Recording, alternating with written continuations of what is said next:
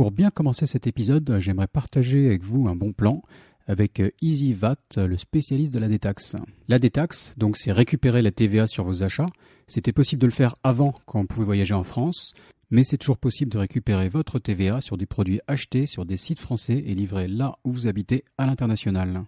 EasyVat, c'est 3 expatriés français, Woody, Thierry et Bap, qui ont décidé en 2018 de rendre la détaxe facile et de replacer le client au cœur du service. Avec l'arrivée du Covid, la start-up a lancé une nouvelle innovation depuis l'été dernier, un service qui s'appelle Cross Border et qui vous permet de vous faire rembourser la TVA sur vos sites préférés et livrés à l'international. Vous pouvez enfin faire votre shopping sur vos sites français préférés. Par exemple, moi, je voulais acheter des gels chez Decathlon pour mon prochain triathlon. Le produit n'est pas disponible ici, mais je vais pouvoir passer par EasyVat pour me faire livrer depuis la France jusqu'à Taïwan. Et en plus, je vais récupérer la TVA. Le principe de fonctionnement est simple. Vous faites livrer les produits chez EasyVat en France dans leur bureau, qui eux vous les renvoient partout dans le monde avec des tarifs réduits qu'ils ont négociés avec les principaux transporteurs. De plus, si vous habitez à Hong Kong, à Taïwan ou à Singapour par exemple, des zones avec des faibles taxes d'import, le remboursement de la TVA va souvent vous permettre de couvrir les frais de transport. Le service est assuré en français, en anglais et en chinois, et l'équipe est accessible à tout moment via un live chat, comme ça vous pouvez suivre vos commandes et leur poser des questions si nécessaire. Ce qui m'a particulièrement plu avec l'offre EasyVat, c'est la simplicité de l'offre, pas de frais cachés. Et si vous enregistrez avec le code partenaire Sésame, vous bénéficiez de 5% de remboursement supplémentaire sur votre TVA. Alors n'hésitez pas, contactez-les. Le lien c'est easyvat.com/crossborder, izivat.com/crossborder. Le lien est dans la description de cet épisode pour que vous puissiez directement cliquer dessus.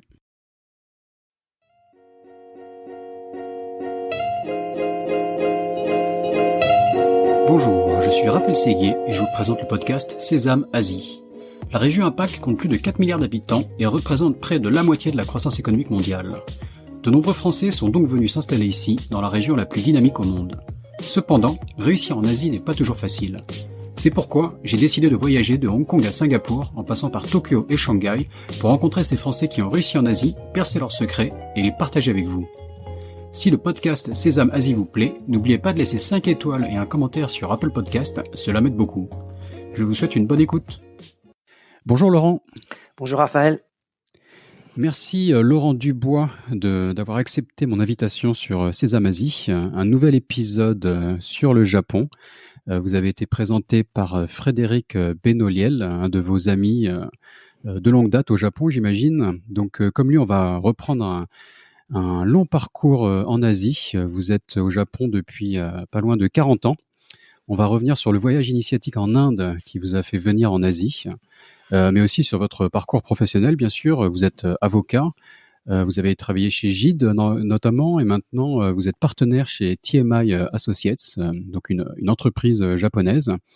On va comprendre comment vous aidez les entreprises étrangères à s'implanter dans le pays, les entreprises françaises en particulier. Mais on va aussi avoir l'occasion de développer plein de sujets passionnants autour de la culture japonaise, de la collaboration professionnelle avec vos collègues japonais, leur mentalité. Donc voilà, plein de choses à aborder, un long parcours forcément. Mais pour commencer, Laurent, je vais vous demander de vous présenter brièvement, s'il vous plaît. Écoutez, ça fait plus de 40 ans maintenant, donc je vous corrige sur ce point-là. Ça doit faire à peu près 41 ans. Et à la limite, je m'étais toujours dit qu'après 40 ans, je ne dirais plus le nombre d'années qui augmente, mais la vérité, c'est ça. Donc, je suis comme vous l'avez dit, Laurent Dubois, et je suis avocat, et je suis au Japon donc depuis cette période déjà indiquée. Et finalement, ce qui est, si je fais un retour en arrière, et que je peux même demander pourquoi je suis resté si longtemps dans ce pays-là, il faut effectivement retourner à l'origine au point de départ, qui est ce que vous avez appelé le voyage initiatique en Inde. Et si je peux commencer par ça, c'est peut-être la meilleure façon de... Oui, tout à fait, oui, c'est comme une manière amusante. Vous êtes arrivé par la route, c'est ça ? Je suis arrivé par la route, mais c'est surtout que le point de départ l'arrivée, pardon, le point de départ n'était pas un hasard, mais l'arrivée au Japon était complètement liée au hasard, aux circonstances du voyage lui-même. Et en fait, j'avais décidé de partir en voyage avec mon frère, qui avait une idée un peu différente. Lui, il voulait aller immigrer émigrer en Australie. Et moi, je voulais faire ce qu'on appelle un voyage initiatique parce que j'étais de l'époque à peine post-68 hard où le voyage faisait partie de l'expérience humaine. C'était l'époque de la route, le fameux livre de Kerouac, et on en était encore là. Et on avait surtout à l'époque cette liberté de pouvoir prendre quelques temps de liberté, y compris dans sa carrière professionnelle, parce que la vie était nettement un peu plus simple pour nous tous. Ne serait-ce que parce qu'il y avait pratiquement pas de chômage à l'époque et que donc on n'avait pas cette préoccupation de rentrer immédiatement pour faire sa carrière. Enfin, en tout cas, vous saviez que vous allez retrouver sur vos pieds, quoi. En revenant, c'était plus rassurant, on va dire. J'avais pas cette inquiétude, absolument. Je l'ai jamais eu, mais je l'avais pas aussi parce que les circonstances le permettaient. Je ne sais pas si aujourd'hui un de mes jeunes confrères pourrait prendre ce luxe-là avec autant de sérénité. Et donc, l'idée au départ, c'est un peu lié à l'époque où je faisais mon service militaire. Et enfin, surtout à l'époque, on faisait une période de 3 semaines et j'étais à Ourtin et je faisais des gardes. Et quand je faisais ces gardes, la nuit, pour rien vous cacher, on n'avait absolument rien à garder. Mais on avait surtout à penser parce qu'on était dans des couloirs très sombres et il ne se passait rien et il y avait quelque chose à faire, c'était de penser. Et c'est à ce moment-là j'ai eu, je ne sais pas pourquoi honnêtement, je ne sais toujours pas, une vision qui était de la ville de Bénarès. Donc j'ai eu une vision, une espèce de flash photographique qui m'est resté à l'esprit. Et à ce moment-là, je me suis dit, je vais y aller, il faut que j'y aille. Donc Bénarès, autrement appelé Varanasi, c'est ça? Bénarès, au bord du Gange. Au bord du Gange, voilà. Célèbre donc pour ses... Alors, est-ce que c'est des enterrements ou des cérémonies? Des enterrements et plus les gens qui s'y lavent, enfin, habillés dans des saris de toutes les couleurs. C'est une image assez bigarrée et très exotique et tellement éloignée de... Et ça l'est, on n'est pas déçu pour l'avoir visité il y a déjà pas loin de 20 ans. Donc ça allait rester. Probablement. Enfin, en tout cas, il y a 20 ans. Allez. Mais bon, je pense que vu comment c'était il y a 20 ans, je pense que c'est resté très exotique. Je le crois aussi. Et c'était pas pourquoi j'ai le souvenir d'un combat de chèvres au coin d'une rue. Au détour d'une ruelle, de trouver 2 chèvres, les cornes embranchées l'une. C'était des visions surprenantes, on va dire. Comme vous l'évoquez, c'est un autre monde. Alors pourquoi cet autre monde m'avait attiré? C'était honnêtement quelque chose de complètement inconscient, mais qui avait probablement un sens plus profond. Et donc mon frère, lui, voulant aller en Australie, moi en Inde, la route était la même, en tout cas jusqu'à Calcutta. Et donc on a décidé de partir ensemble. On a acheté un camion qu'on a équipé en camping-car et on a fait toute la route de Paris à Calcutta en passant, puisqu'à l'époque en fait, curieusement, le monde était plus libre qu'aujourd'hui puisqu'on est passé par l'Iran, on est passé par l'Afghanistan, qui était pas encore en guerre. On est ensuite Pakistan, ensuite Inde, Népal. Et après, arrive à Calcutta, je suis séparé de mon frère qui était avec sa femme. Et je suis parti tout seul pour aller vers la Thaïlande, vers la Birmanie. On pouvait y aller qu'une semaine, mais on pouvait quand même y aller. Et puis après le Laos, qui était pas encore entre les mains du Pathet Lao, qui était ensuite, quelques mois après où je suis passé, a été pris en main par les communistes, de la même façon que dans la continuité du Cambodge. Donc c'était des zones qui n'étaient pas vraiment risquées, mais où on sentait tout de même, une espèce de fin du monde quelque part dans ces pays qui vivaient de manière très tranquille, dansant dans les temples. Il y avait une espèce d'ambiance de fin du monde, pas du fin de siècle plutôt. Et ça a effectivement changé. Maintenant, je pense qu'ils ont repris leurs habitudes puisque ils sont redevenus plus indépendants de ces contraintes politiques. Et donc, pour faire court, sur le chemin, c'est pour ça que je dis que c'est le hasard, j'ai rencontré à plusieurs reprises, à plusieurs endroits, un Canadien dont je suis devenu ami et qui, lorsque je lui ai demandé où il allait, il m'a dit je vais au Japon et je lui ai simplement dit écoute, j'irai bien avec toi. Il m'a dit oui, pourquoi pas. Et voilà, je suis parti comme ça. Donc, il n'y avait aucune intention particulière, autrement que de poursuivre le voyage. Et au fond, le Japon, c'était un peu au bout. L'Australie m'intéressait pas trop et puis il y a eu à l'époque, c'était en 1974, il y avait eu le choc pétrolier qui faisait que l'Australie avait fermé ses frontières à l'immigration et donc mon frère a toujours voulu y aller mais il n'y est pas allé. En revanche, moi, j'ai compris que c'était pas là où il fallait. Et en fait, on m'avait dit le seul endroit où on peut se refaire un peu financièrement, c'est le Japon, parce qu'il y a des tas d'opportunités, en particulier d'être professeur de français. Et donc, c'était un Déjà à lieu. l'époque, d'accord. Ouais. Et l'image est amusante, quoi. À l'époque, d'arriver par la route et se dire, voilà, c'est après Ah le Japon, il oui, n'y a plus rien, quoi. C'est le bout de la oui, route. c'est-à-dire, c'est pas qu'il n'y a plus rien, puisque si on va de l'autre côté, il y a les États-Unis. Mais dans Ouais, le mais voyage bon, initiatique, il y a oui, oui, c'est assez une loin. certaine distance, on va Oui, dire. d'accord. Enfin, si on regarde si on regarde ma pompe, c'est à peu près ce que ça donne. Mais dans mon voyage initiatique, les États-Unis n'y étaient pas. Mon voyage initiatique était plutôt orienté vers les sciences orientales et évidemment le bouddhisme qui était déjà à l'époque assez en vogue et suscitait l'intérêt.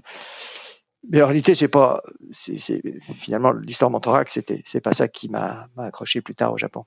Donc je suis arrivé au Japon comme ça, avec sans idée particulière, avec mon sac à dos, et j'y ai passé quelques temps, sans idée particulière, donc pas d'y travailler dans mon métier d'avocat, mais de continuer ma déambulation, qui était une déambulation, comment dire.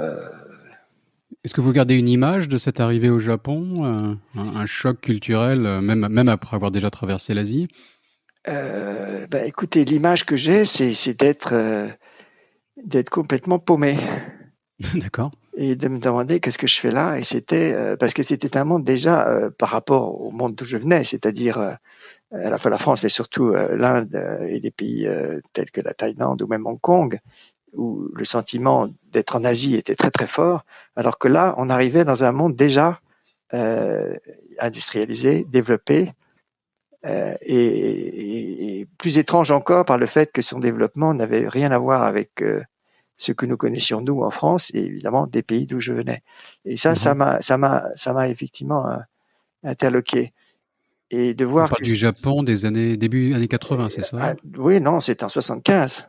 75, d'accord, ok. Donc, et en plus, ça me paraissait très paradoxal parce que le Japon à l'époque était déjà le troisième ou même bientôt le deuxième pays du monde. Et donc, j'arrivais dans un pays de 120 millions d'habitants déjà, ou même plutôt 125, et qui était quand même très déconcertant parce que c'était un tout petit pays, c'est toujours d'ailleurs un tout petit pays en termes de surface, une Surface population, habitable, surtout, oui. oui, surface habitable faible, vous avez raison, et un pays où il n'y avait rien, aucune ressource. Donc la seule Mhm. ressource qui pouvait être, c'était la ressource humaine.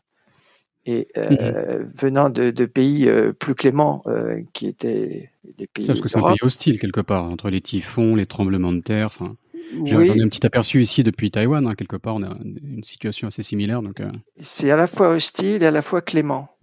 mhm. C'est un peu le paradoxe parce que la nature japonaise, elle est très clémente dans le sens où il y a les éléments essentiels pour développer une activité humaine, c'est-à-dire l'eau et le soleil. Mhm. Et donc la nature est comment dire puissante en termes de, par exemple, quand le printemps arrive, la, la, la puissance du développement des arbres, des fleurs est assez impressionnant si on la compare à ce qu'on connaît en Europe. Pourquoi? Mhm. Parce que je crois qu'ils bénéficient d'un climat extrêmement favorable pour y développer les activités humaines et en particulier agricoles. Donc, alors c'est vrai qu'il y a son adversité qui est liée aux inondations, qui sont aussi graves et parfois même plus graves que les tremblements de terre. Ils ont les typhons, mais les typhons, ça apporte de l'eau, il ne faut pas l'oublier. Mhm. Les tremblements de terre, On manque oui, d'eau pour ouais, manque de typhon à Taïwan. Donc, ouais. on est en plein dedans, exactement. Et je pense que le Japon souffre quelquefois l'été de sécheresse, mais honnêtement, c'est très, très, très rare. Et donc, c'est un pays, de ce point de vue-là, clément, et qui fait que finalement, peut-être les Japonais, mais ça nous éloigne peut-être du sujet directement, mais les Japonais ont une attitude à la fois euh, amoureux de leur nature et en même temps craintifs par rapport à cette nature. Donc, ils sont cette espèce d'ambivalence. Mais globalement, quand même, je pense qu'ils ont une attitude assez confortable par rapport au lieu où ils vivent. Mhm. D'accord, très bien. Donc, j'arrive là et comme je n'avais pas de contact particulier au départ, j'ai un peu traîné dans la ville. Hein. Et puis, il faut trouver à se loger. C'était pas évident. C'était un peu même parfois étrange. Sans parler japonais, le Japon reste très japonisant entre guillemets. Ça reste un pays où il vaut mieux Oui, parler un peu japonais pour se débrouiller, et à l'époque encore plus, j'imagine. c'est vrai, mais les gens étaient quand même d'une très grande gentillesse à l'égard des étrangers, pour la simple raison, des étrangers occidentaux, hein. Mhm. Pour la simple raison qu'il y en avait quand même assez peu.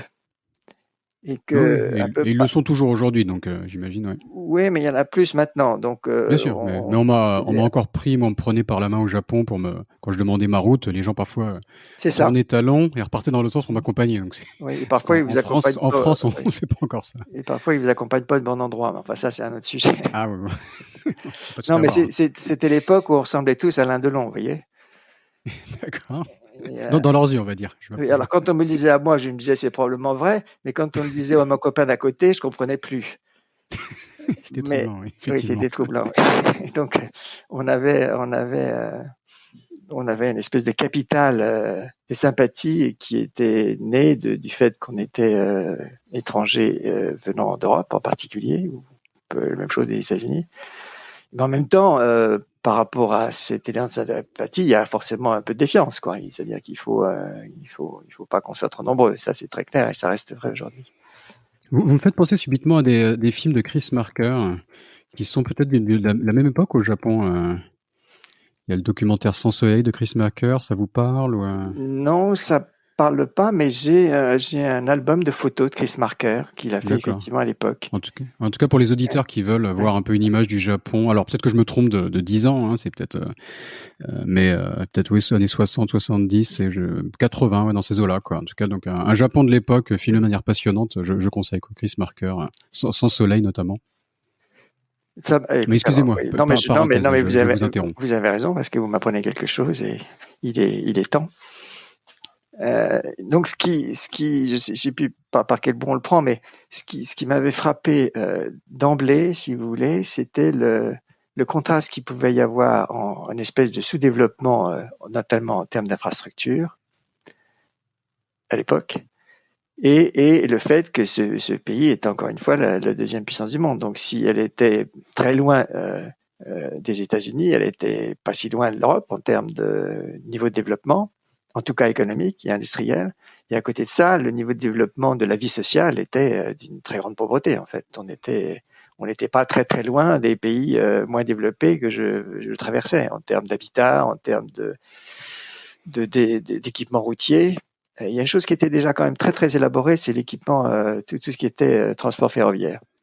Et Mhm. ça, je pense que c'est une des constantes dans les pays développés, c'est que ceux qui ont très rapidement développé leur transport ferroviaire sont ceux qui ont le plus développé leur activité par ailleurs, puisque c'est le cas en Europe et c'était le cas au Japon, mais c'était pas le cas des pays d'à côté. C'était pas le cas de la Chine, c'était pas le cas de la Corée, et Mhm. ni encore de Taïwan, puisque en fait, Peut-être moins vrai aux États-Unis, quoi, qui est un peu une moi, exception, mais le ouais, Japon, enfin, il y a une vraie culture du ferroviaire, ah, oui, oui. le réseau JR, c'est ça, de train local, JR et l'équivalent un peu de notre corail, on va dire, tout à fait. est extrêmement développé. C'est assez impressionnant. Le train au Japon, ouais. Et c'est un facteur de développement incontestable. C'est-à-dire qu'on ne peut Mhm. pas imaginer un développement sans qu'il y ait à la clé les transports correspondants. Et de ce point de vue-là, le Japon était déjà très avancé. Et puis en plus, il a continué après. Non Après que le seulement Shinkansen, ouais, forcément, le TGV japonais, ouais. et avec une capacité japonaise qui est exceptionnelle, si vous voulez. Il y a quand même, vous le savez peut-être, mais il y a à peu près 20, 4 Shinkansen par heure, allant sur, même peut-être plus, allant sur Osaka. Donc c'est un rythme, c'est comme si vous preniez le métro quasiment. Ouais, ouais, Avec je pense que Taïwan a été fait à l'image du Japon là-dessus, sur la ouais, ligne de train haute vitesse. Exactement, c'est ce que je dis, moi. J'achète pas le billet à l'avance. ouais, J'arrive un quart d'heure avant le départ, ou enfin même pas, exactement. je vise pas j'arrive à la gare et je prends le premier train qui part. C'est assez magique. Et alors, mais il y a une chose qui me paraît importante de souligner, c'est que, et par comparaison, c'est qu'au Japon, on paye le prix. C'est très cher. C'est ce que j'allais dire. Oui, au C'est très Japon, c'est cher, extrêmement mais on cher. paye Ouais, le ouais. prix et on paye le prix. Non, on paye le prix de quoi? On paye le prix de la qualité et de la maintenance et du service, Mhm. parce qu'on a tout ça à la fois. Alors moi, je me pose toujours la question, vaut-il mieux payer le prix de la qualité, de la maintenance et du service ou pas? Vivant au Japon, j'ai le sentiment que c'est le choix japonais qui est le meilleur, mais il est le meilleur aussi pas seulement pour ça, il est un peu pour tout. C'est-à-dire qu'au Japon, on paye le prix. Parfois, on paye le prix élevé. Alors, ça, de ce point de vue-là, on peut pas dire que le Japon est très assisté. Les gens sont habitués ils veulent quelque chose, ils vont payer le prix sans qu'ils aient un droit quelconque, une certaine gratuité. Et c'est un système qui socialement est un peu plus dur en fait, puisque en fait ceux qui ont moins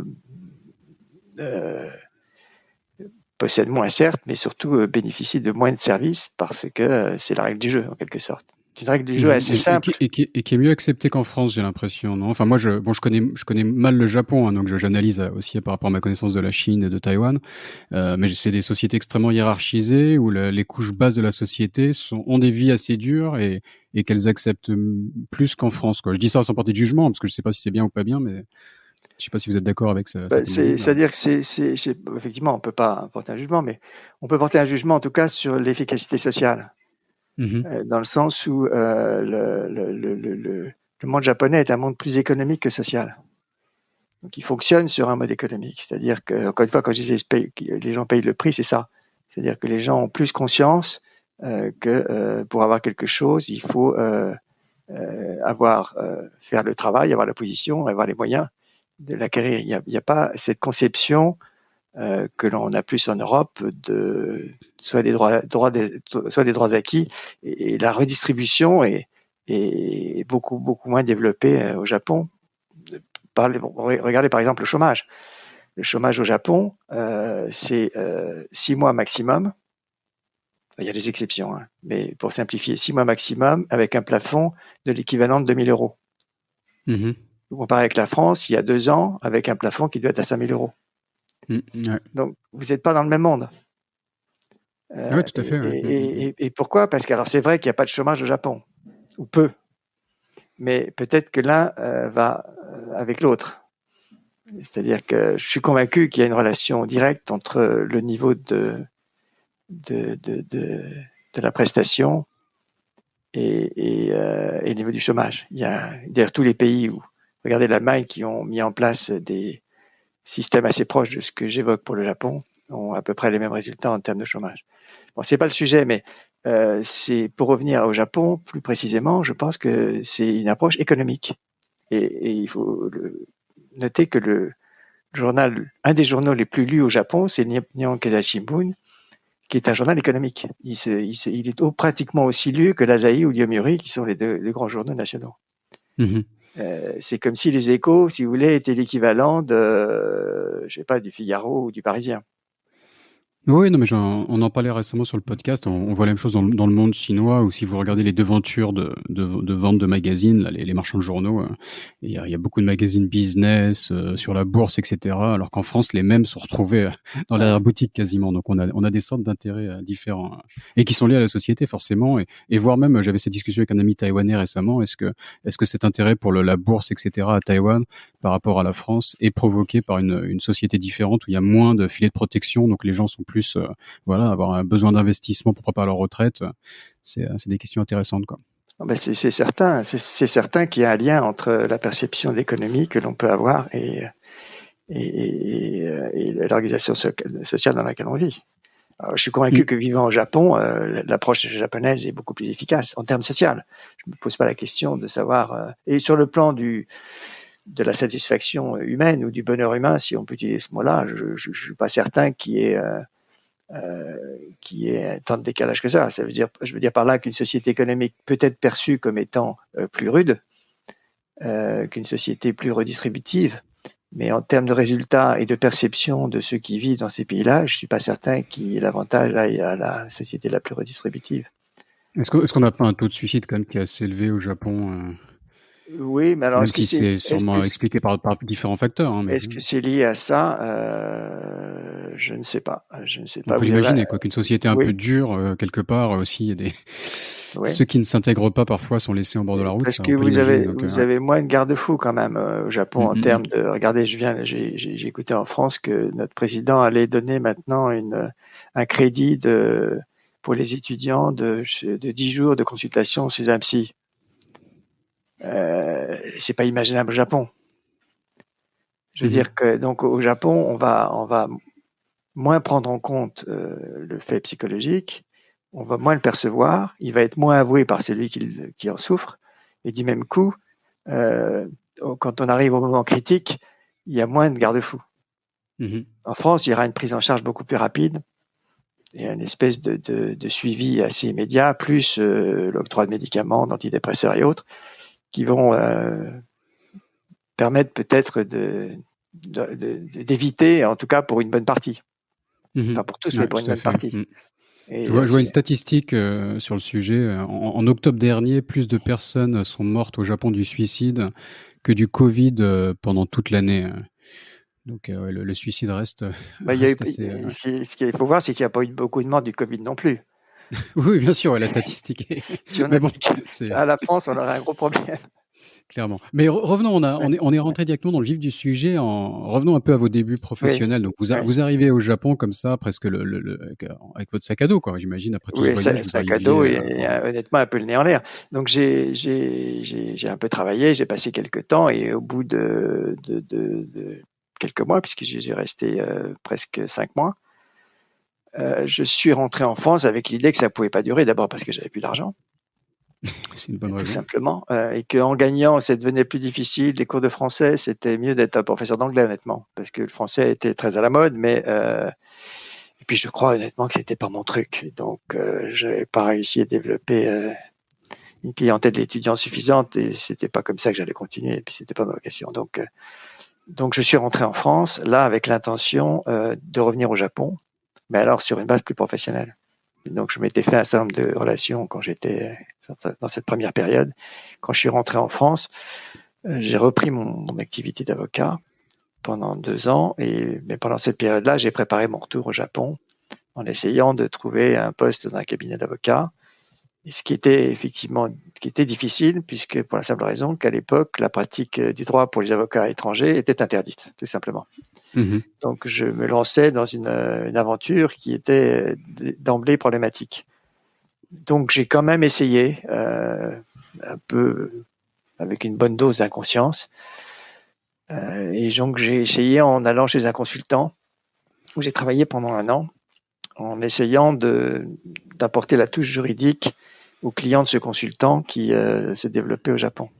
Donc lui était consultant au Japon, business, un étranger ou un Français qui aidait un japonais, un Français, pardon. Un Français, d'accord, qui aidait les entreprises étrangères à s'implanter, c'est ça? Exactement. D'accord, ouais.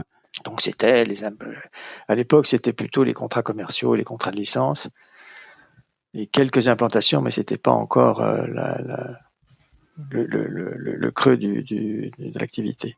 Mais j'ai pris conscience que c'était une opération impossible parce que ça exigeait des connaissances d'abord du droit japonais que j'avais pas, et c'était en termes économiques très difficile sauf pour moi, à devenir un consultant business, qui n'était pas du tout ma vocation. Et donc, je m'apprêtais à rentrer en France lorsque le poste d'expansion économique a créé un poste d'attaché juridique. Et là, pour rien vous cacher, comme j'étais le seul avocat au Japon disponible, mon recrutement s'est fait en l'espace de 5 minutes. Vous étiez un bon candidat, quoi. Le ministre conseiller de l'époque m'a convoqué, il m'a regardé, il m'a dit « Vous êtes avocat ?» Je lui ai dit « Oui. » Ben, vous êtes engagé. C'est à peu près la seule discussion que nous avons eue. Bon, donc, en fait, il avait besoin d'un avocat. Voilà, c'était pour vendre son projet de créer un poste d'attaché juridique à l'ambassade. Il avait besoin de ça pour la simple raison qu'il n'y avait pas d'autres attachés juridiques dans le monde autrement qu'à Washington. Mais à Washington, c'était un attaché juridique qui était purement régalien. Mais lui, ce qu'il voulait, c'était un attaché juridique ayant une fonction d'aide au business, qui n'était pas complètement idiot, puisqu'il y avait un vrai besoin. Et les avocats japonais étaient très peu nombreux. Les avocats français étaient, à l'époque de mémoire, il devait y en avoir un. Et donc, qui était dans un cabinet américain. Donc, le service, la prestation juridique pour les entreprises qui venaient au Japon était vraiment problématique. Donc, il y avait un besoin.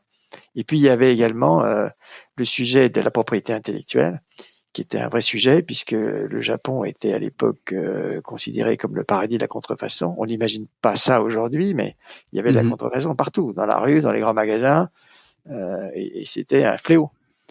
Et donc, l'ambassade avait un rôle à jouer, puisque c'était avait encore une influence en termes politiques, Et donc, c'était utile qu'il y ait quelqu'un qui constitue les dossiers et qui suive, notamment. J'allais toutes les semaines au bureau des brevets pour relever le dépôt des marques françaises faites par des Japonais. D'accord. À l'image de ce qui se fait en Chine aujourd'hui, ou encore, en tout cas ces dernières années en Chine. Ouais. Et donc, immédiatement, quand on repérait ça, on contactait le propriétaire de la marque en France et on intervenait au niveau du bureau des brevets pour essayer ce qui était légalement d'ailleurs pas justifié, puisqu'en fait, il n'y avait pas de règles qui nous permettaient d'intervenir, mais on a, par ce biais-là, créé un certain nombre de pressions sur le bureau des brevets japonais qui a progressivement établi des listes. Ça a été très long. Établi des listes de sociétés dites notoires, de marques françaises, ou pas seulement françaises, mais étrangères dites notoires, qui a priori n'étaient pas enregistrables pour les raisons de respect du commerce international. Il n'y avait pas une base juridique très très forte, mais c'était celle-là qui était utilisée par le bureau des brevets japonais. Mm-hmm. Et donc notre travail, c'était de suivre cette liste. Au début, on était contre cette liste, puisque cette liste a été limitative, et donc ça veut dire que ceux qui n'étaient pas dans la liste n'étaient pas protégés. Enfin, c'était un peu compliqué. Et il a fallu gérer tout ça. Plus, ça c'était le problème purement des marques qui étaient usurpées. Et puis, il y avait à côté de cela les contrefaçons qui se développaient, encore une fois, comme je le disais, un peu partout dans les rues et qui étaient complètement hors de contrôle et pour lesquelles les autorités japonaises n'avaient pas du tout d'appétence à agir parce que quelque part, ils considéraient que les pauvres petites japonaises qui n'avaient pas d'argent, il fallait bien qu'elles trouvent le moyen d'acheter des produits de marque et les produits de marque étant trop chers, les contrefaçons se substituaient à ce besoin. Bon. C'était un argument qui a effectivement été développé. Oui, c'était du business pour le Japon plutôt que d'importer éventuellement. Donc non, d'un point de vue économique, stricto sensu. Exactement. Et surtout, vous avez raison, c'est qu'à l'époque, il y avait beaucoup de fabrications japonaises. Et comme c'était des fabrications japonaises à Osaka, dans un milieu qui est le milieu du Bulakumin, qui était un milieu auquel on ne veut pas trop toucher, c'était un peu compliqué politiquement pour le Japon d'empêcher ces fabrications. Elle disait, mais vous avez qu'à, pour résoudre le problème, donner des licences de fabrication de vos marques à ces gens-là. Et alors honnêtement, c'était pas du tout l'intention des entreprises françaises qui voulaient vendre leurs produits de France à l'époque. Certains faisaient des licences, mais la plupart quand même restaient sur une base de l'exportation. Donc c'était assez difficile à gérer. Et on parlait de biens de consommation plutôt là, parce que bien de consommation. Alors, parce que même l'automobile, il me semble que le début de l'automobile japonais a aussi pas mal copié les Américains, par exemple. Oui, parce que ça c'est un autre sujet là, parce qu'en fait les Japonais ont vite compris qu'ils avaient besoin pour se mettre à jour des techniques étrangères. Donc pour ça, il faut de l'innovation, et pour avoir de l'innovation, il faut des gens il faut des gens créatifs. Il faut un système qui favorise la création. Les Japonais n'étaient pas du tout organisés pour ça. Le système éducatif japonais ne contribuait pas à ça. Trop homogène, trop collectif, et il ne développait pas l'individualité ou l'individualisme qui peut supposer, qui peut susciter ce type de création. Et donc, en fait, c'est très clair, d'ailleurs, ils l'ont écrit, je l'ai retrouvé dans des écrits, plutôt que de développer une société dans laquelle il y aurait des créatifs, c'est une société de type plus libéral, comme on connaît aux États-Unis, mais avec les inconvénients que ça a, c'est-à-dire un peu de désordre qu'ils n'aiment pas, ils ont préféré, pour éviter cela, les acheter. Alors, quand ils ne pouvaient pas les acheter, effectivement, ils les ont tout simplement empruntés. Pour parler poliment, oui. Pour parler poliment, oui. Mais l'objectif, c'était pas de les voler, tout simplement. L'objectif, c'était de les avoir.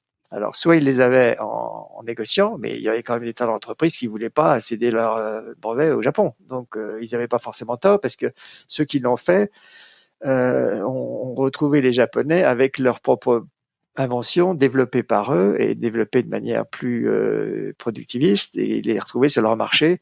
Et ça a été le cas pour la télévision, ça a été ça pour les caméras vidéo, ça a été pour un nombre extrêmement important de produits pour lesquels les Japonais, grâce à leur capacité, non pas d'invention en termes d'invention pure, mais d'invention en termes de process de fabrication et au-delà de ça, même procédés techniques, où là, ils sont très très forts et on peut dire même très créatifs. Et donc c'est clair que c'était avec une réelle tradition d'importer des technologies et de les améliorer, de les apporter à un autre niveau. Parce que, oui, tout à fait. Et même historiquement, enfin, moi, ce qui m'avait marqué au Japon, c'était par exemple le nombre dans la culture japonaise, par exemple les instruments de musique, enfin, tout était venait de Chine. Hein. À chaque fois qu'on découvre enfin, que ce soit, je sais pas, plein d'aspects de la culture japonaise, même jusqu'à la langue et les caractères chinois. Vraiment plein de choses importées de Chine, mais qu'ensuite les Japonais s'étaient appropriés et avaient amélioré quelque part. Donc j'ai l'impression que c'est inscrit dans la culture depuis des siècles. Ils les ont japanisés. C'est leur. Et le problème, c'est qu'en les japonisant, ils se les approprient. Et ils ne se rendent plus compte qu'à un certain moment, ils oublient de l'origine. Et alors, celui qui a cédé sa licence, en particulier, il se retrouve un peu décontenancé par le fait que c'est plus son produit. Il a été complètement approprié parce qu'effectivement, comme vous l'avez indiqué, ils l'ont tellement amélioré, il devient supérieur au produit d'origine. Et non seulement il devient supérieur, mais il devient un produit d'exportation pour les Japonais. Donc, et sur le côté, donc au niveau de la société, enfin donc c'est intéressant votre point sur ce refus, enfin cette volonté de garder une société stable telle qu'elle est et donc par rapport à l'innovation, même si ça a l'inconvénient de pas être un écosystème très innovant de faire ce choix, parce que je viens d'enregistrer un épisode avec Unabis ici à Taïwan, qui est une des startups françaises, une des plus belles réussites françaises ici à Taïwan ces dernières années, et Philippe, le cofondateur, est vraiment pour la diversité, que ce soit des genres et des origines. Il a 50 personnes ici et il a des personnes de 8 nationalités différentes et il ne jure que par donc la diversité. Il pense qu'il y a une vraie valeur pour le business, justement en termes de créativité, d'avoir cette diversité dans son staff. Et donc c'est un peu ça. Enfin, vous êtes d'accord là-dessus, quoi. La diversité a une vraie valeur, mais le Japon a fait plutôt la décision de ne pas aller dans ce sens-là pour garder la stabilité de la société, quoi. Là, je ne sais pas si la diversité a une vraie valeur. C'est un autre sujet. C'est le point de vue de Philippe. Hein, et paraît-il, des études quand même le démontrent. Hein. Il me parlait d'études de grands groupes de consulting qui avaient quand même démontré par A plus B que de la diversité pouvait aider la créativité, par exemple. Si vous avez la diversité qui vient de gens qui ont étudié à Harvard, moi, j'ai pas de problème. Il faut de la bonne diversité, oui. C'est sûr que c'est pas la diversité pour la diversité, ça. Je pense que votre Philippe en question, il doit recruter des gens qui viennent de tous horizons et de tout genre, mais qui ont tous un background de bon niveau. Oui, je suppose. Mais je rebondissais sur votre côté. Vous avez dit, le Japon, que c'est quelque part trop homogène pour être créatif. Dans le système éducatif, je reprends vos mots. Ouais. Donc j'ai l'impression que vous apportiez de l'eau au moulin de cette vision de Philippe Chiu, pour le citer plus précisément, le cofondateur de Unabis ici. Je vais l'écouter si vous l'avez enregistré, mais le pari japonais, il est presque plus inconscient que conscient. C'est-à-dire de ce point de vue-là, il est presque incontournable. Je pense que le Japon a conscience de son incapacité à accueillir la diversité en raison du trouble que cela viendrait créer dans son homogénéité. Et il pense que ce trouble serait plus grand que le bénéfice qu'il en tirerait. Et c'est pas forcément complètement faux, bien que ça puisse nous être désagréable. Pour ceux qui souhaiteraient justement obliger les Japonais à changer. De ce point de vue-là, je pense que depuis que je suis au Japon, comme vous l'avez vu depuis pas mal de temps, je trouve qu'il n'y a pas de grand changement dans cette attitude des Japonais, et qui est justifiée ou pas. Je pense que du point de vue japonais, elle l'est, dans la mesure où ce système fonctionne, honnêtement relativement bien, si on compare avec d'autres systèmes, et qu'ils arrivent à compenser l'inconvénient de la créativité, l'innovation, par justement des qualités qui sont tout à fait directement liées à cette homogénéité, c'est-à-dire la capacité à travailler ensemble avec un très haut niveau d'éducation, et donc un très haut niveau de technicité, et un goût pour le souci de faire mieux, d'améliorer, qui est là intrinsèquement japonais. Est-ce que c'est quelque chose que vous constatez au quotidien, cette recherche de la perfection Oui, parce que vous la retrouvez partout. Vous la retrouvez dans le service, vous le retrouvez dans la construction, vous le retrouvez dans la manière de la conception qu'on a du travail. Tout au début de mon activité au Japon, encore quand j'étais chez ce consultant dont je vous parlais tout à l'heure, il y avait une collaboratrice japonaise qui parlait très bien français, donc qui connaissait bien la culture française, qui travaillait avec ce français depuis longtemps, donc il n'y avait pas de problème sur le fait qu'elle ait une conscience de ce que ça puisse être différent ailleurs. Et elle travaillait vraiment de manière extrême presque. Et je lui disais, mais pourquoi tu travailles comme ça? Qu'est-ce qui te motive? Et elle m'a simplement répondu, mais c'est parce que j'ai besoin de travailler pour gagner ma vie. Bon, ça paraissait évident. Mm-hmm. Puis quitte à travailler, autant le faire bien, parce que j'ai plus de satisfaction à le faire bien qu'à le faire mal. Et elle en restait là. Et je pense que c'était pour moi une leçon, parce que moi j'étais de cette génération où on s'interrogeait sur le sens du travail. Et le sens du travail par rapport à soi-même. Est-ce que ce travail me convient bien? Est-ce que ce travail va me conduire à être heureux? Mais là, elle se posait pas cette question-là. Elle se posait la question, j'ai besoin de gagner ma vie, donc ça c'est clair. Et ensuite, pour la gagner, je vais travailler bien parce que je serai plus heureux en travaillant bien. Ça n'a rien à voir avec une approche personnalisée que l'on pouvait avoir en Europe. Et je pense que les Japonais, dans leur ensemble, ont un goût de la perfection qui vient de cela, qui est presque un goût esthétique et qui est source de satisfaction. Alors, en France, vous avez des artisans je pense par exemple aux chefs, aux grands chefs de restaurants qui sont exactement dans cet axe-là. Donc, je ne vais pas dire qu'en France, on n'a pas ça, mais c'est pas généralisé. Alors que c'est peut-être réservé justement à une forme d'élite, non pas d'élite dans les catégories sociales. Tandis qu'au Japon, c'est vraiment généralisé. D'accord. Je ne sais pas si...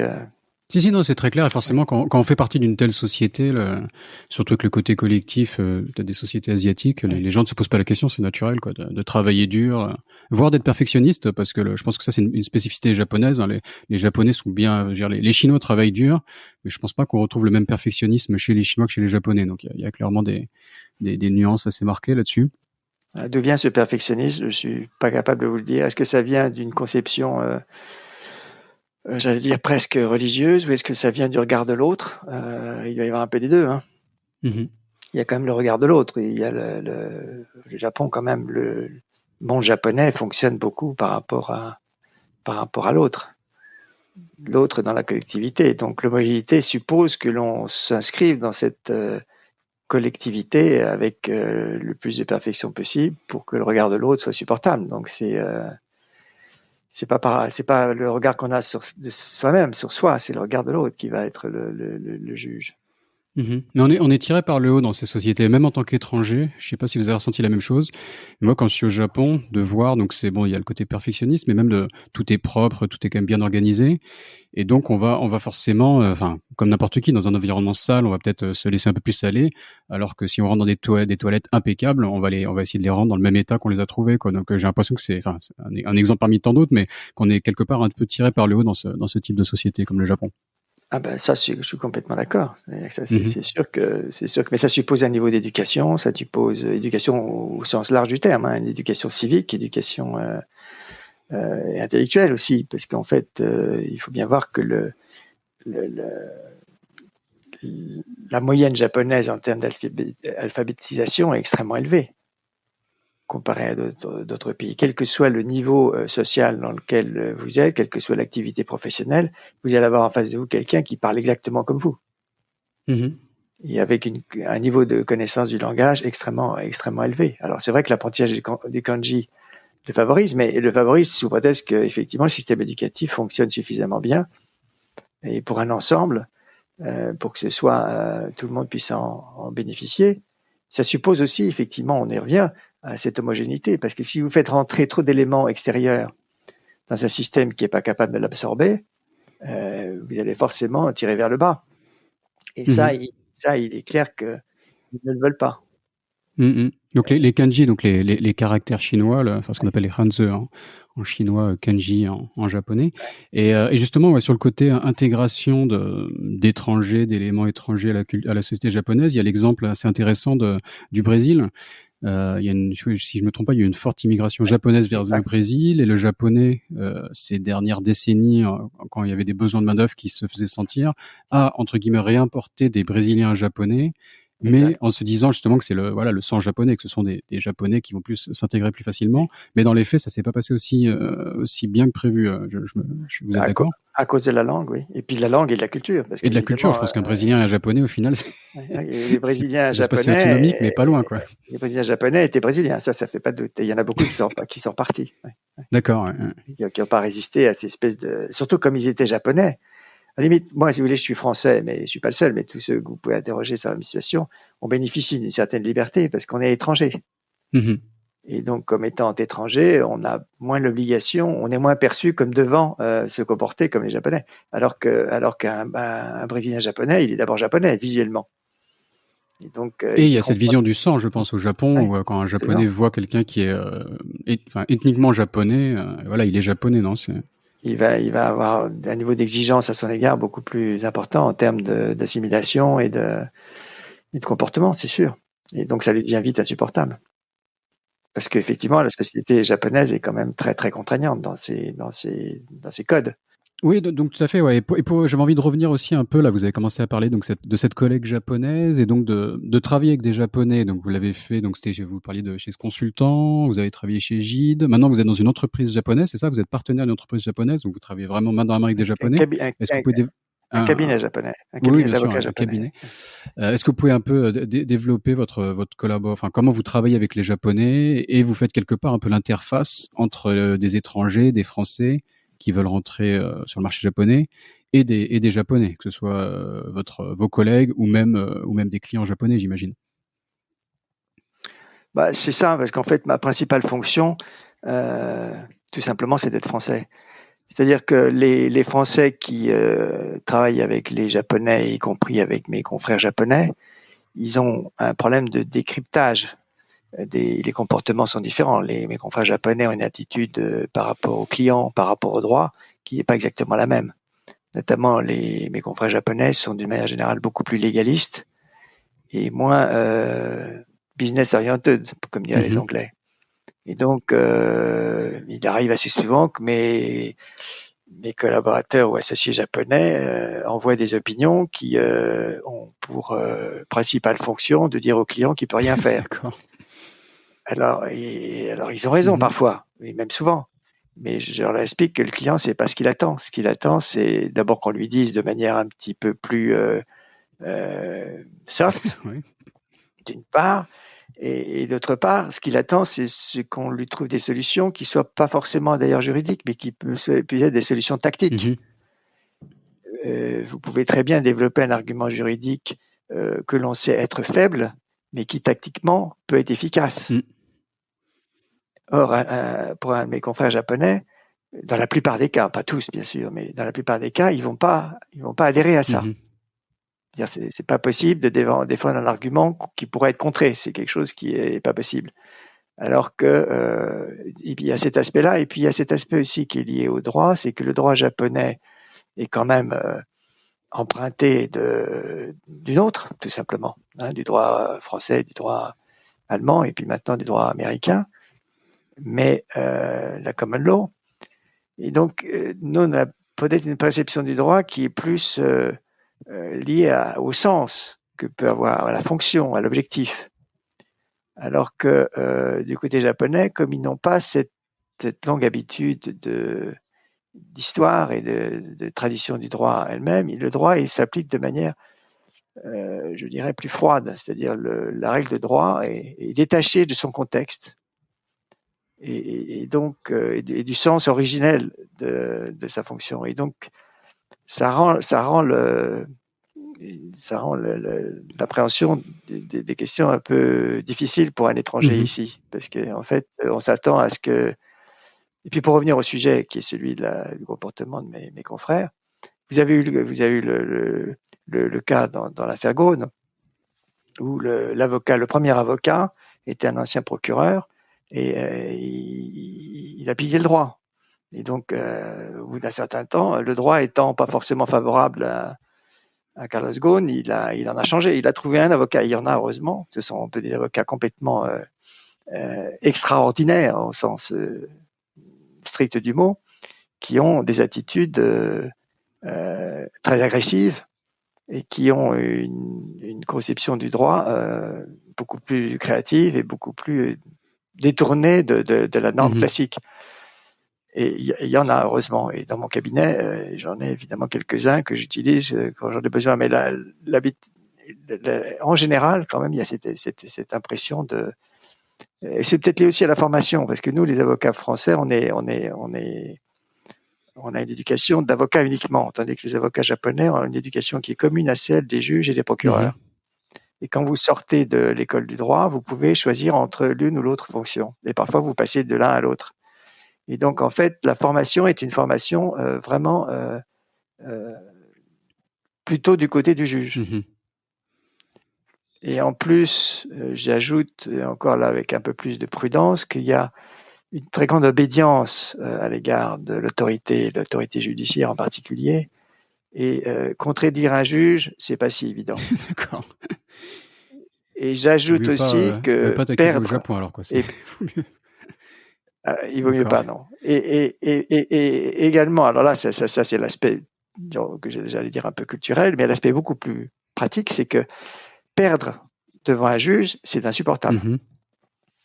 Donc, un avocat japonais prendra beaucoup moins de risques que n'en prendrait un avocat français. D'accord, ouais. La prise de risque, ouais, c'est un sujet qu'on a déjà eu sur le podcast.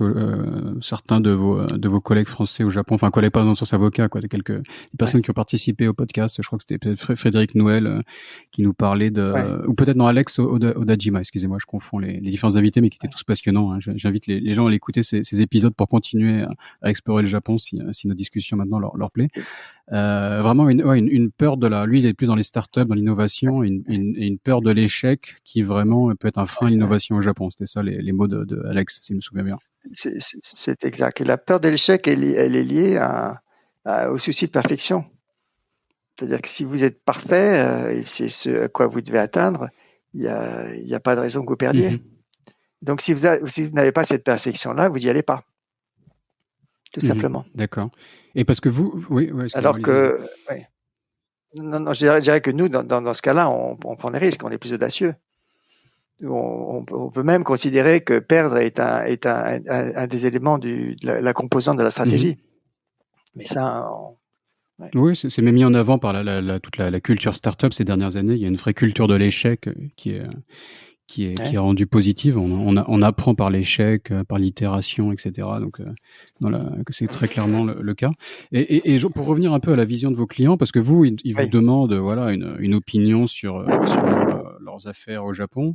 Et quelque part, du point de vue donc du client, lui, c'est de la gestion du risque. Il veut pas qu'on lui dise non, ceci est impossible. Il veut trouver la bonne stratégie, quitte à choisir la stratégie la moins risquée. Enfin, il a une décision à prendre quelque part. C'est un businessman qui a une décision à prendre.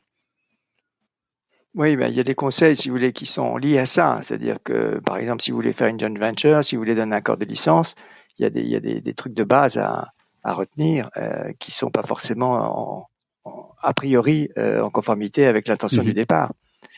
Et donc, je peux donner quelques exemples. Je pense que, par exemple, quand on veut faire une joint venture au Japon, qui est toujours assez problématique et parfois se termine pas très bien. Donc pour un avocat, c'est intéressant puisqu'on fait la joint venture et ensuite on la défait. Mais c'est pas l'objectif, c'est pas ce qu'on veut, c'est pas ce qu'on souhaite, indépendamment des intérêts économiques aux clients. Mais il y a des différences de vue qui sont, par exemple, en principe, dans le monde occidental, on va considérer qu'être majoritaire dans une joint venture permet de contrôler la joint venture. Au Japon, non. Si vous avez 51% contre 49%, vous n'allez pas forcément avoir la possibilité d'exercer votre pouvoir en pratique. Et d'autant moins si vous n'avez pas trouvé le moyen d'avoir au poste clé des Français. Et trouver des Français au poste clé qui parlent japonais dans ce cas-là, parce que vous êtes confronté à un monde japonais et que j'ajoute entre parenthèses que le monde japonais en termes d'usage de l'anglais n'a pas progressé en 40 ans beaucoup, ou je dirais même pas du tout. Et donc le japonais reste prédominant dans la plupart des entreprises. Et du même coup, si vous n'avez pas ces Français-là sur place, c'est impossible de contrôler. Donc c'est pas une question de droit là. Moi je dis on va me dire vous allez bétonner le contrat. Je dis oui, je veux bien bétonner le contrat, mais si vous n'avez pas les gens pour le faire vivre, vous pouvez bétonner, ça C'est toujours tiendra rapport de pas. force quelque part après. Oui, parce que c'est évidemment un rapport de force. Et puis en plus, quand vous avez une joint venture, finalement, elle est plus ou moins acceptée par la partie japonaise, dans la mesure où ils se demandent un peu ce qu'on vient faire là. On leur a imposé parce que justement, on veut conserver le contrôle. Mais en réalité, pourquoi faire pour développer une activité au Japon, pour le marché japonais, qu'ils estiment, eux, mieux connaître que vous. Donc, votre droit à la parole, il est faible. Et il est d'autant plus faible que votre technique est jugée par les Japonais faible. Et donc, en fait, la vérité, c'est que le rapport de force, il va être à la fois dans les facteurs humains et à la fois dans ce que vous apportez. Mais il y a pas de Et ce que solution vous magique, hein, apportez, parce que vous dites que c'est difficile de trouver les bons non. Français qui pourraient apporter ce rapport de force, ou en tout cas permettre de l'appliquer au minimum. Absolument. Donc c'est complexe. Et c'est une obligation légale dans certains domaines de faire des JV, ou quelles sont les motivations des entreprises Il y a eu françaises de le faire? pendant très longtemps, c'était une Ouais. obligation légale. Hein, il n'y avait pas de. La seule société qui a pu s'implanter en propre, il y a très longtemps, je crois que c'est en 1917, c'était l'Air Liquide. Mais pour la simple raison que les Japonais, dans le contexte de guerre, avaient besoin de la technologie de l'Air Liquide, et l'Air Liquide était en position de force de dire, on vient, mais on vient en propre. Bon. Je ne vais pas dire s'ils étaient à 100% en propre, mais autrement, dans tous les autres secteurs, jusque dans les années 60, même début 70, on ne pouvait faire des accords, on pouvait s'implanter au Japon qu'à travers une joint venture, donc avec un partenaire japonais. Ça, c'était l'obligation légale, mais ensuite, c'est devenu une obligation liée au marché, c'est-à-dire vous ne pouvez pas avoir accès au marché sans avoir un partenaire dans bien des domaines, pas dans tous les domaines, mais dans bien des domaines. Et donc, ça a été considéré pendant très longtemps comme la voie royale. Ce qui s'est passé, c'est que assez rapidement, le marché japonais s'est un peu ouvert et nombre de sociétés françaises ont réussi à racheter leur participation pour pouvoir être en propre. Ça a été mais ça n'a pas toujours été le cas. D'accord. Et puis alors pour revenir juste sur le sujet, quand vous faites cette joint venture, il va falloir la faire vivre. Alors on fait vivre avec quoi? Avec les expatriés qu'on y met, et éventuellement avec les Japonais qu'on recrute. Et également, il faut continuer à apporter l'amélioration, apporter l'assistance. Et là, le niveau d'exigence des Japonais de ce point de vue-là est extrêmement élevé. Et malheureusement, dans bien des cas, en France, on n'a pas soit la volonté, soit les moyens d'apporter cette assistance, parce que ça suppose de mobiliser des gens, ça suppose d'y consacrer du temps, et on n'a pas toujours ce temps-là. Alors qu'est-ce qui se passe? C'est que les Japonais en profitent. Là, j'ai une approche un peu négative, mais je mets les choses au pire, pour montrer les défauts et ensuite s'en servir comme levier dans les négociations. Et si on n'y prend pas garde, on se fait vite déborder. Moi, j'ai le souvenir d'un de mes jeunes collaborateurs qui est venu à Tokyo, mais c'est il y a très longtemps, et il a passé 6 mois et il m'a dit, moi j'ai compris les Japonais. Alors, j'ai dit, formidable, au bout de 6 mois, si tu as compris. J'ai compris, pour être plus fort que les Japonais, il faut travailler plus qu'eux. D'accord. Bon courage, ouais. Et alors, c'était un gros travailleur et donc il n'avait pas peur de ça. Mais je pense qu'il exprimait une vérité. C'est-à-dire qu'il faut être extrêmement présent et souvent sur des choses que l'on va considérer comme pas importantes. Parce que nous, les Français, on a une capacité à serrer les problèmes beaucoup plus forte.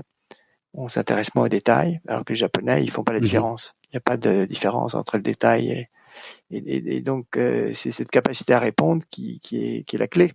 Parce que oui, donc vous dites la différence en termes de mentalité, les Japonais, donc vraiment une réelle attention aux détails. Enfin, on a parlé du perfectionnisme, etc. C'est peut-être lié. Et les Français, donc moins dans le détail, plus dans en anglais on dit la big picture, quoi, une vision un peu plus macro, c'est ça? Ou comment expliquez-nous un peu votre vision? Généralement, oui, c'est plutôt ça. Oui. On est moins, pour plusieurs raisons. D'abord, je pense que culturellement, on est moins attentif aux détails. On n'a pas cette éducation-là. Je dis généralement parce que je connais les Français qui sont pires que les Japonais. Donc ça, c'est enfin pire. Je veux dire, encore plus perfectionniste que les Japonais. C'est le cas de ce garçon dont je vous parlais. Et donc ceux-là, ils valent de l'or au Japon. Mais d'une manière générale, soit par attitude culturelle, soit par organisation. les organisations des entreprises françaises ne sont pas toujours équipées à la mesure de ce besoin. Pour des raisons financières, pour des raisons simplement qu'on n'a pas les gens, qu'on est pour un poste X, vous allez avoir 3 Japonais pour un Français. Et donc il y a un décalage considérable. Alors on va dire, les Français vont dire en voyant tous ces gens, mais ces gens ils font rien. Et c'est le fait d'avoir des gens qui font rien fait qu'ils sont capables de faire tout. Alors que nous, on va être dans des situations où on n'aura pas les gens tout simplement. Le gars, il s'occupe de la Chine, il s'occupe de la Corée, il peut pas s'occuper de tout. Et puis il est en vacances aussi, parce que forcément, oui. Quand vous demandez aux Japonais, franchement, de s'exprimer sur la problématique de travail avec les Français, très rapidement, ils vont vous dire le problème, c'est qu'ils sont pas là. Soit ils sont pas là parce qu'ils sont en vacances, soit parce qu'ils sont en arrêt maladie, soit parce que ceci, parce que cela, mais ils vont avoir un mail en cas d'absence, appelez X ou Y. Au Japon, vous avez jamais ça. Et si vous avez ça, c'est organisé de façon à ce qu'il y ait une réponse immédiate. Il n'y a pas de espèce de. Alors, je sais pas comment on fait les Français, parce qu'on y arrive quand même avec. On a un génie extraordinaire pour gérer tout ça. Et ça doit. Quand je vois mes interlocuteurs français et les interlocuteurs japonais, la capacité d'initiative d'un Français est infiniment supérieure. Sa capacité à décider est aussi infiniment supérieure. Mais il doit, parce qu'il n'a pas le choix.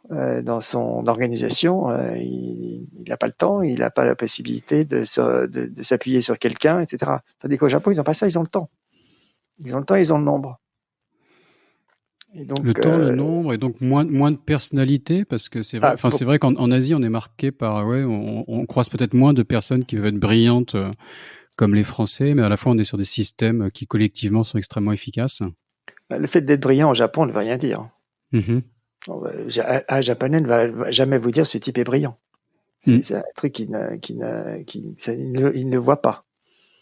Et à la limite, un type qui est trop brillant, on va dire il y a quelque chose qui ne va pas. D'accord. Oui.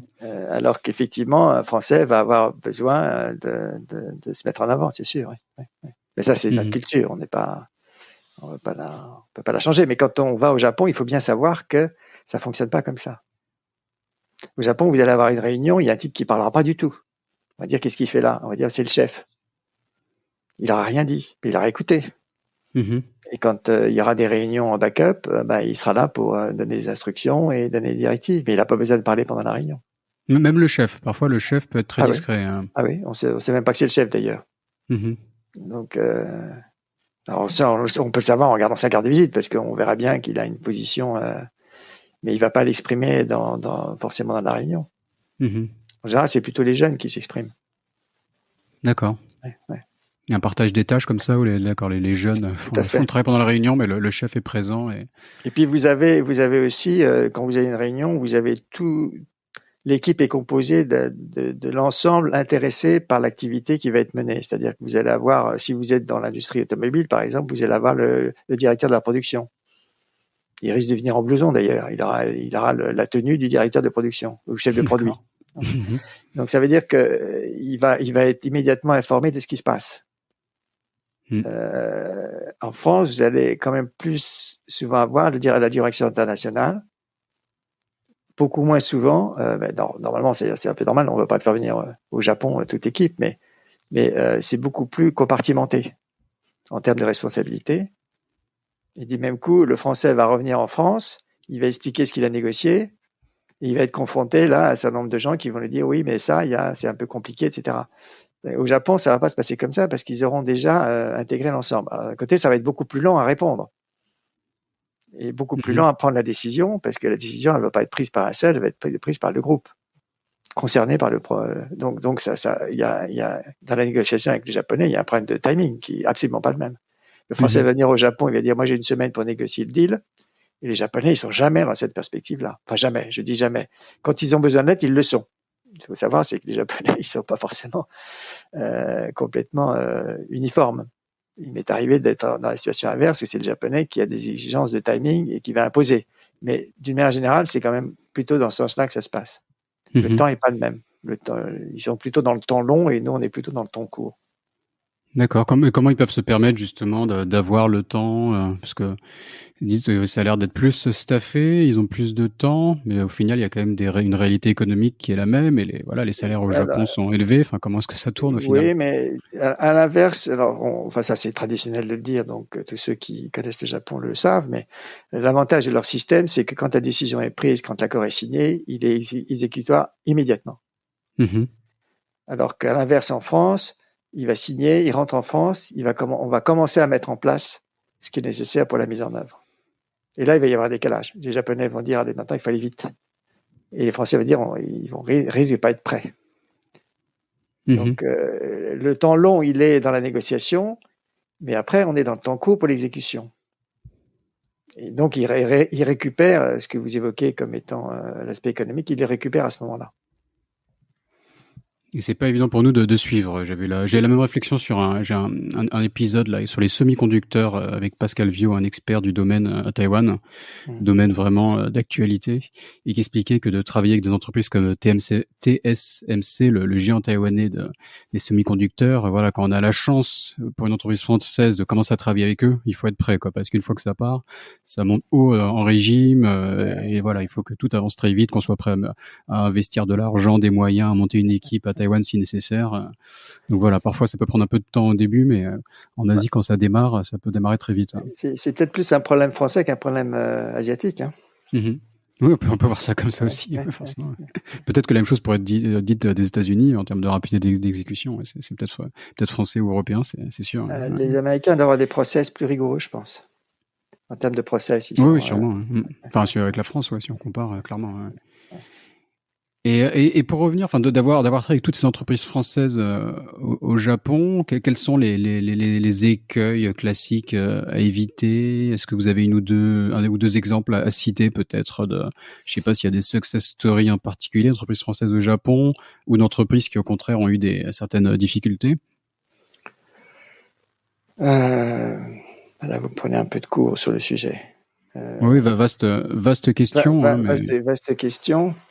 Des sociétés qui n'ont pas réussi, pas des sociétés qui ont réussi, il y en a quand même énormément. Et en général, elles ont réussi quand elles se sont prises en main. C'est-à-dire, d'abord parce qu'elles avaient le bon produit et parce qu'elles se sont prises en main de manière, et ça, bon, évidemment, c'est très clair dans tout ce qui est produit de luxe, c'est très clair dans tout ce qui est produit dans l'agroalimentaire, où là, c'est parce qu'on a une vraie supériorité en termes de capacité à la fois technique et marketing commercial. Donc dans ces cas-là, il n'y a pas trop de difficultés. Là où c'est plus difficile, c'est quand on est dans le mid-market et qu'on veut essayer de s'imposer. Je suis pas un homme de marketing honnêtement, donc là vous me posez des questions sur les échecs qui puissent être significatifs en termes de. Enfin, ça peut être en termes de rentrée sur le marché, mais donc on a commencé à parler des problématiques de JV. Enfin, il y a plein de problèmes différents qui peuvent se poser. Est-ce qu'au niveau des produits, donc là le luxe, etc., j'imagine qu'il y a assez peu d'adaptation, mais est-ce qu'en général il est conseillé d'adapter son produit, de le localiser pour mieux réussir sur le marché japonais? C'est toute la difficulté qu'on va retrouver, notamment quand il y a une difficulté quand vous faites de la licence, par exemple. Licence de produit, ça a été le cas pour tout type de produits, mais en particulier pour des produits consommateurs. Dans ces cas-là, il va y avoir une opposition assez systématique entre le Français qui veut imposer ce qu'il considère être son produit comme étant une réussite puisqu'il a réussi ailleurs, et la partie japonaise qui va dire il faut l'adapter au monde japonais, sinon vous passerez pas. Et c'est une lutte incessante sur laquelle on peut difficilement trancher parce que en fait la nécessité d'adaptation s'impose. Je pense ne serait-ce que par les problèmes de taille en particulier, mais si avec ça serait rien parce que c'est facile. Mais après, si vous êtes en conception des produits, je me souviens de taille à l'époque, des personnes, vous voulez dire, taille des personnes, de conformation. Pour apporter un témoignage récent, je viens d'acheter un lit japonais ici. J'hésite entre Ikea et une marque japonaise. Le lit Ikea fait 2 mètres de long. Le lit japonais, je crois, fait 1,85 m de long. Bah oui, alors ça vous donne, ça donne une idée, oui. Alors ça, moi je me souviens d'une licence, je pense que c'était à l'époque, c'était Ninarichi. Ils avaient une licence japonaise. Ils avaient à la fois des produits importés et des produits sous licence. c'était le monde. Ces deux produits n'avaient absolument rien à voir entre eux. Donc en termes d'approche du marché, c'était quand même très compliqué. Mmh. Et il y a une réelle appétence au Japon pour les produits étrangers. Il y a une appétence. Il y a une appétence évidente pour tout ce qui est luxe, tout ce qui est agro aussi, parce que ce sont tous les produits qui n'ont pas, en particulier le vin, mais il n'y a pas que ça. Oui, je pensais au Beaujolais Nouveau. Je crois que le Beaujolais Nouveau Oui, au Japon est a beaucoup de succès. plus gros qu'en France, c'est ça, ouais. Oui, parce que c'est nouveau, justement. Et Bah, puis, c'est vrai que ça rentre dans la tradition japonaise, non? Ils ont ce côté, il y a l'épisode des feuilles rouges d'automne, là, ça il s'inscrit faut bien aller après ça. Et absolument puis, voir les fleurs de cerisier, c'est traditionnel au Japon. Enfin, il y a même une météo de ces événements à la télé où on va nous dire chaque jour où est-ce qu'on en est dans l'évolution de la couleur des feuilles et quand est-ce qu'il faut y aller, quoi. Donc j'ai l'impression que ce côté d'avoir le Beaujolais nouveau colle bien à la culture japonaise, d'avoir un événement comme ça dans le temps récurrent. et puis, il y a eu un très bon marketing, honnêtement. Bah oui, de toute façon, je pensais pas, c'est pas sur la qualité du vin, malheureusement. Je crois qu'à l'échelle Non, mondiale, c'est. il y a un très très bon marketing sur la date, etc. Parce qu'on faisait en sorte que le Beaujolais nouveau arrivait au Japon avant qu'il soit vendu en France. Donc il y avait une espèce ne serait-ce que à cause du décalage horaire qui devait être bon. Il y avait 8 heures de différence entre la France et le Japon, et ça donnait un argument supplémentaire pour dire que le Japon est le premier, etc. Mm-hmm. Donc ça a bien marché.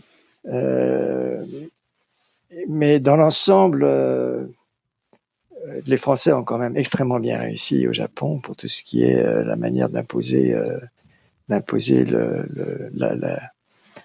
suprématie française. Ça vaut également pour la nourriture. On a pensé à un moment que les Italiens allaient nous devancer, à la fois sur le luxe et sur la restauration. Et en fait, les Français ont bien tenu le coup. Ils restent quand même les meilleurs.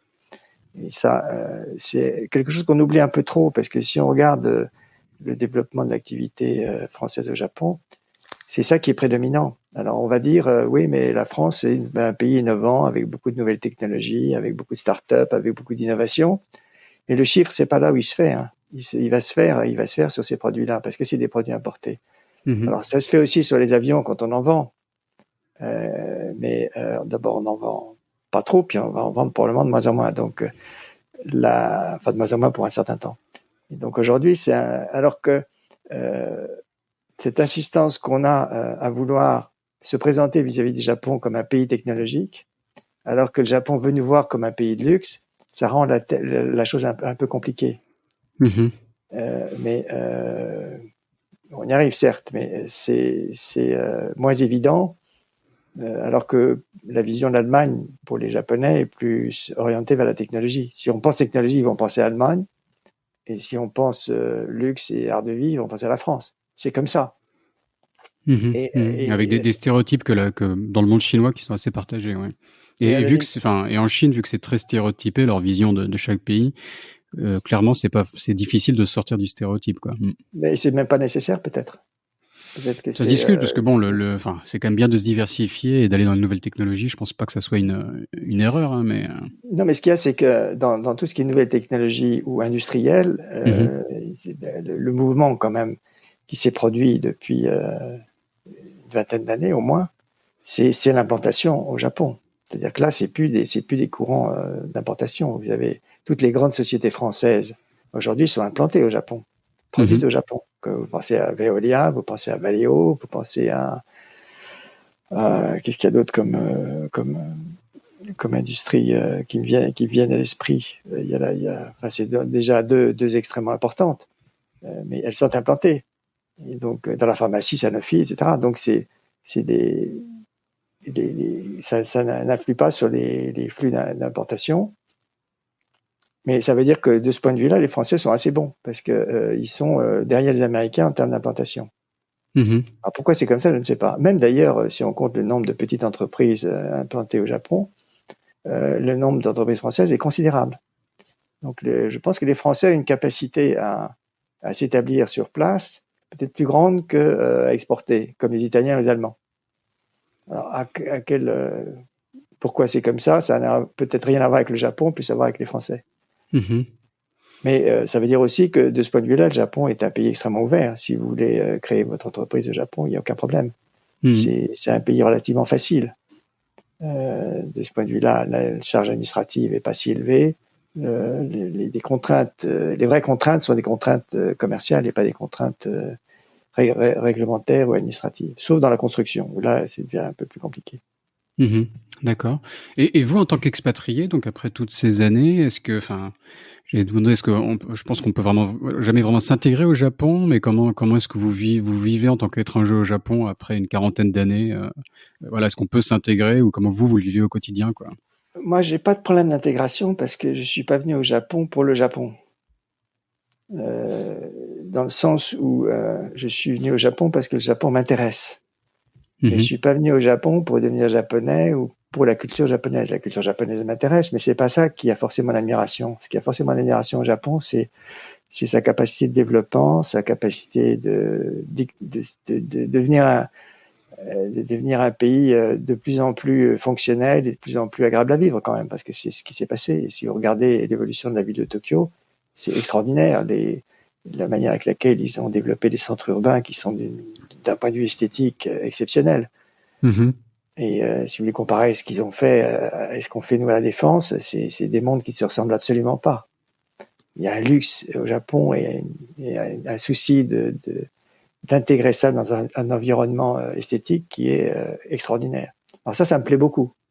Je suis fasciné par cette capacité qu'ils ont à développer leur univers sur un plan, j'allais dire presque esthétique, moderne et qui va vers un avenir plutôt agréable. Alors on se demande comment tout ça s'est financé, mais ça c'est un autre sujet. Alors je peux revenir à l'intégration, ça n'a jamais été mon souci. J'ai jamais voulu devenir japonais. J'ai au contraire toujours voulu être non pas en exil parce que c'est un mot un peu fort, mais être un étranger, avoir la liberté de l'étranger dans un pays étranger. Et ça m'intéresse d'autant plus que du point de vue japonais, ça pose pas de problème parce que les Japonais ne souhaitent pas votre intégration. Ils souhaitent que vous respectiez leurs règles, ça c'est très clair, que vous intégriez dans leur monde économique, social, mais pas intégré en tant que personne. Et en fait, s'il fallait conclure, je dirais qu'en fait, on est un invité au Japon. Et on doit conserver cette position d'invité. C'est-à-dire, vous êtes invité, donc on vous accepte, vous êtes invité bien traité, comme tous les invités, mais vous êtes invité. C'est-à-dire que c'est pas vous qui allez changer les règles. Donc vous devez adapter les règles du pays qui vous invite. Et tant que vous restez dans ce cadre-là, pas de problème. Vous pouvez même vivre heureux. Et si vous voulez commencer à les changer, là, vous avez vraiment un problème, parce que vous êtes confronté à une espèce de mur de résistance qui est, à mes yeux, insurmontable. Et puis en plus, qui est générateur de frustration. Et c'est honnêtement pas très bon. En revanche, si vous êtes invité et que vous acceptez cette position-là, vous avez une très grande marge de manœuvre. Et en plus, l'avantage, c'est que vous soyez tenu de respecter les règles qui s'imposent à tout le monde. Comme vous n'êtes pas vraiment de la famille, au sens strict, les codes de la famille vous sont pas appliqués. Et donc, ça vous donne une grande liberté, parce que quand vous êtes japonais et que vous devez subir les codes, là, c'est pas rigolo. Alors, ils sont japonais, c'est leur problème, mais les codes japonais sont assez rigoureux et très, très, en termes de liberté, assez contraignants. Quand vous êtes invité, vous n'avez pas ça. Sous réserve que vous acceptiez le principe que vous êtes invité. Et de la même façon, quand vous travaillez, c'est vrai pour une vie personnelle, mais c'est vrai aussi dans l'activité professionnelle. On reste quand même dans cette position-là. Et si on la conserve et que le Japon comprend bien, que les Japonais comprennent bien que vous n'allez pas aller au-delà, en général, ça se passe plutôt bien, me semble-t-il. D'accord. Bon, je pense que non, vous avez apporté une belle conclusion sur l'épisode en expliquant voilà comment vous n'êtes pas intégré au Japon, mais que vous y sentez bien en tant qu'invité et qu'on est bien reçu au Japon. Donc je pense que c'est un compromis intéressant. Ouais. Merci beaucoup Laurent d'avoir participé à ces Amasis. Est-ce que vous avez un moyen d'être contacté ou une présence sur les réseaux sociaux que vous souhaitez partager? Je suis sur LinkedIn, je suis un peu sur Facebook aussi. Je suis pas un adepte des réseaux, mais ou le site de votre entreprise ou ce qui vous semble adéquat. Donc LinkedIn, je vois que c'est Dubois Laurent, écrit tout en capital. C'est mieux LinkedIn, je pense. D'accord, très bien. Donc le site du cabinet, il est pas très interactif. Donc TMI Associates. Ouais. Sur LinkedIn, Dubois Laurent Dubois. Ouais, voilà, ouais. Très bien. Bon, merci beaucoup, Laurent. J'étais très heureux de parler avec vous et heureux de poursuivre un jour ou l'autre. Avec plaisir. C'est noté. Merci, au revoir. Au revoir. Au revoir. Cet épisode de Sésamazie est maintenant fini. Si vous êtes toujours là, c'est que ça vous a sûrement plu. N'hésitez donc pas à laisser 5 étoiles et un commentaire sur Apple Podcast, cela m'aide beaucoup. Pour me contacter, le plus simple est de m'ajouter sur LinkedIn, Raphaël Séguier, Seghier. N'hésitez pas à me dire ce que vous avez pensé du podcast, à suggérer des invités ou des thèmes qui vous intéressent. Tout feedback est le bienvenu. Merci d'avance et je vous retrouve au prochain épisode. Salut!